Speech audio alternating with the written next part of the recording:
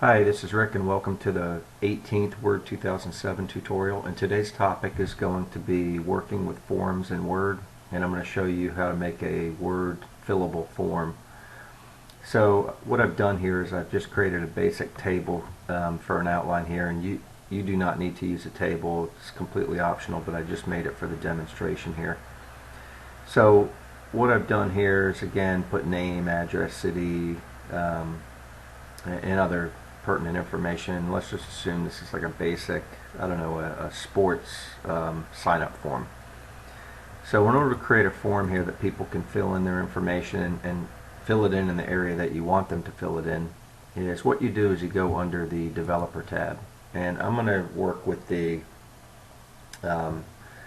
what's called the legacy tool set, which works very well, but you can experiment with these other ones too. But I'm going to go ahead and make this form with the legacy tool set. One quick note I wanted to share with you is if you do not have the developer tab on your ribbon here or on your menu, go to the office button up here, click it, go to Word Options, and then check this box here under Popular, Show Developer tab in the ribbon, and it will show up for you. Okay, so the first thing I'm going to do is I'm going to go here and I'm going to insert a spot for text, and that's that AB field right here. I'll click that. And I'm going to do this for most of these here. Address,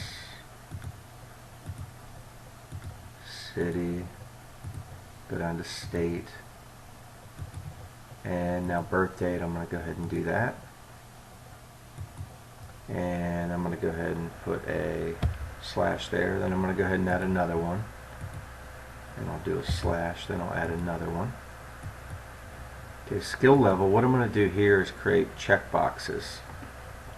And in the checkboxes, I'm going to go ahead and put in, let's say, let me insert a checkbox here, and that's this box right here.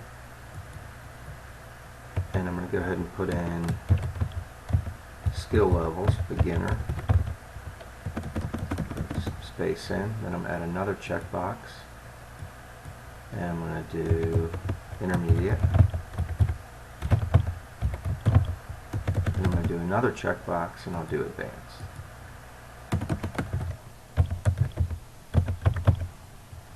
Then down here on volunteer, I want an option. I want them to either type yes or no. So I'm going to go ahead and do a drop down form field. Okay, so I'm going to put that in there. Okay, so now what we want to do is go in and make these fields be of specific sizes and formats. So I'm going to go ahead and do right click on the first one here, and I'm going to choose properties, and then I'm going to go to length, and I'm going to limit it to, let's give them, now we'll give them 25 characters for a name. And then under text format, if I want to, I can do first capital, so it automatically capitalizes their names. Okay, so I'm going to do that and say OK. Address, so I'm going to do the same thing. I'm going to make that, let's make that 25 also, and I'm just going to leave the default, let them freeform fill in the text. Same thing here with the properties. I'm going to make this one 25. Alright, now we get down to state or city. I'm going to make this, I don't know, we'll make it, let's make it 20. Then we get down to state, we want this only to be 2 fields, so I'm going to go ahead and make that 2, and then in the text format I'm going to say uppercase. Okay, and then I'm going to say OK. And now here, birth date, we want a 2-character month.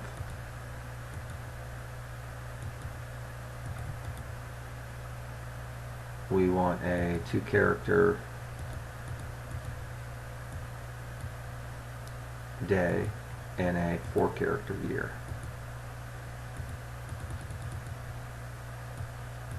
Alright, and then over here for the checkboxes, you can right click those and you can choose a default value. We're going to leave it as not checked as a default, and then we're going to say checkbox size auto, and we can leave it there. And so that should be the default settings for those. And then now for volunteer, if we want them to make some options here, we're going to go into properties and we're going to add drop down items. We're going to say yes. We're going to type it in the drop down item, hit add, no, hit that, and then also then let's make a little choose option here just so they see that. And then what I'm going to do, I'm going to move this up. So I'm going to highlight it and move it up like that. And now if I say OK, now you see that's the default in there. So now what I do is I save this document. I go to, under developer, I go to protect document, and now I go to editing restrictions and I check that and I say filling in forms, and now I start enforcing that.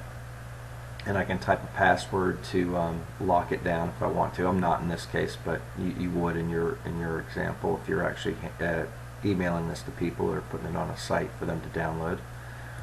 Say OK. I'm going to close that out. Now if I go to fill it in, let me do test user. Let me do 123 Main Street, apartment 18.